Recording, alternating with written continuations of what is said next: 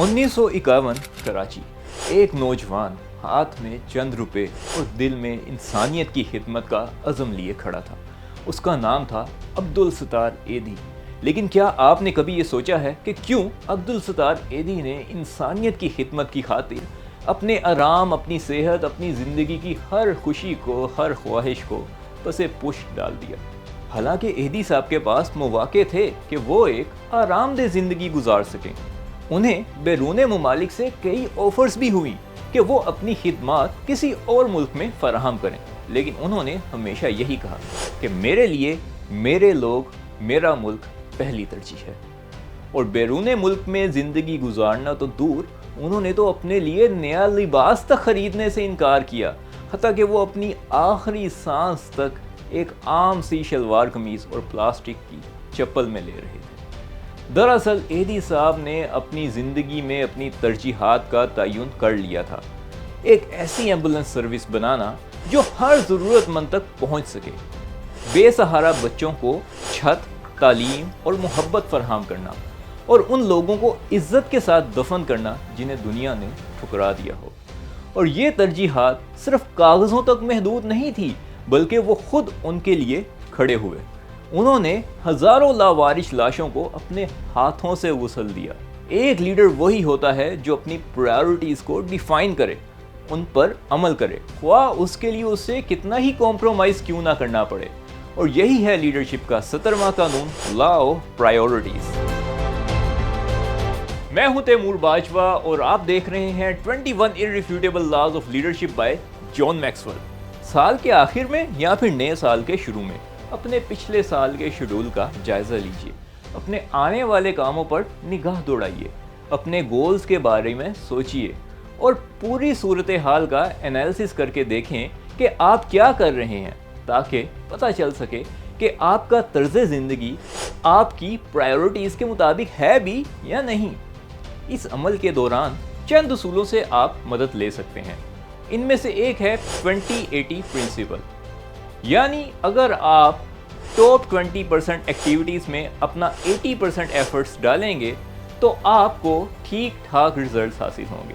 मिसाल के तौर पर अगर आपके पास 100 कस्टमर हैं तो उनमें से टॉप 20 कस्टमर्स के लिए कारोबार के 80% रिसोर्सेज को इन्वेस्ट करें और उन पर फोकस कीजिए। इसी तरह अगर आपके करने वाले कामों में 10 काम शामिल हैं तो उनमें से अहम तरीन 2 कामों पर अपना 80% टाइम और एफर्ट्स इन्वेस्ट कीजिए। एक साल इस अमल से गुजरने के बाद आपको इसके बेनिफिट्स का बखूबी अंदाज़ा हो जाएगा। दूसरा असूल ये है कि 3 R's की बुनियाद पर अपनी प्रायोरिटीज़ का जायज़ा लीजिए। नंबर 1, व्हाट इज़ रिक्वायर्ड, यानी हम अपने काम में किसी न किसी के सामने जवाबदेह होते हैं, किसी बॉस के सामने, बोर्ड ऑफ डायरेक्टर्स के सामने, स्टेक होल्डर्स के सामने या फिर हुकूमत के सामने।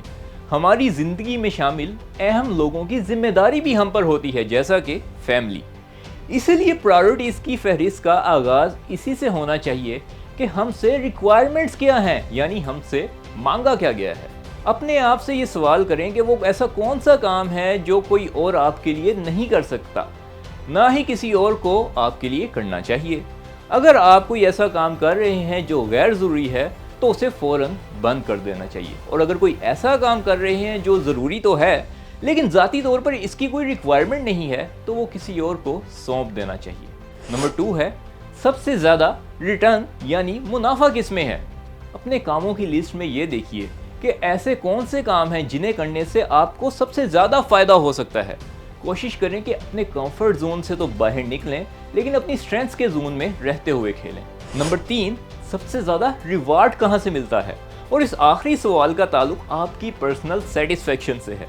आपकी ज़िंदगी में चाहे जितनी भी मसरूफियत क्यों ना हो, लेकिन जिन कामों से आपको पर्सनल रिवार्ड मिलता है, पर्सनल सेटिस्फेक्शन मिलती है, उनके लिए वक्त ज़रूर निकालिए, क्योंकि ये आपको वो एनर्जी की डोज फराहम करते हैं जिससे आपको एक नया जज्बा मिलता है। बेहतरीन लीडर्स में ये खसूसियत भी पाई जाती है कि वो हर मसरूफियत के साथ बहुत सी प्रायोरिटीज़ को एवेलुएट करने के लिए लॉ ऑफ प्रायोरिटीज़ का भी इस्तेमाल करते हैं, और इसके नतीजे में वो अपने काम को घटा लेते हैं लेकिन अपने फोकस को बढ़ा लेते हैं। चलिए अब हम ये देखते हैं कि लॉ ऑफ प्रायोरिटीज़ को हम अपनी ज़िंदगियों में अप्लाई कैसे कर सकते हैं। اگر آپ کی زندگی میں کوئی کام اتنے خراب انداز میں چل رہے ہیں کہ آپ جبلی طور پر یہ جانتے ہیں کہ اسے درست کرنے کے لیے آپ کو اپنے طریقہ کار میں بڑی تبدیلی کرنا ہوگی، تو وہ کام کون سے ہیں انہیں بیان کیجیے۔ 3 R's سے متعلق ان 3 سوالات کے جوابات لکھیے۔ مجھ سے کیا ریکوائرمنٹ ہے، کس چیز میں مجھے سب سے زیادہ ریٹرن ملتا ہے اور کس چیز میں مجھے سب سے بڑا ریوارڈ ملتا ہے۔ ان تینوں سوالوں کے جوابات دینے کے بعد ایک فہرست ان کاموں کی بنائیے جو آپ کر تو رہے ہیں لیکن وہ ان تینوں سوالات میں سے کسی کے بھی جواب میں اچھی طرح سے فٹ نہیں بیٹھ رہے۔ آپ کو ان کاموں کو بند کرنا ہوگا یا پھر کسی اور کے حوالے کرنا ہوگا۔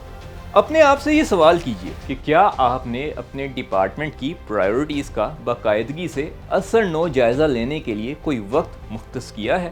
اگر ایسا نہیں تو فوراً ایسا کرنا شروع کر دیجیے۔ اگر آپ کو یہ ویڈیو پسند آئی ہو تو پلیز اس کو لائک ضرور کریں، اور اگر آپ 21 Irrefutable Laws of Leadership by John Maxwell کی مکمل سیریز دیکھنا چاہتے ہیں تو ہمارے چینل تھنک بگ کو سبسکرائب کریں۔ کمنٹس میں اپنی قیمتی رائے سے ضرور آگاہ کیجیے گا۔ خوش رہیں، اللہ آپ کے لیے آسانیاں فرمائے۔ تھنک بگ کی طرف سے تیمور باجوہ کو دیجیے اجازت۔ پاکستان پائندہ باد۔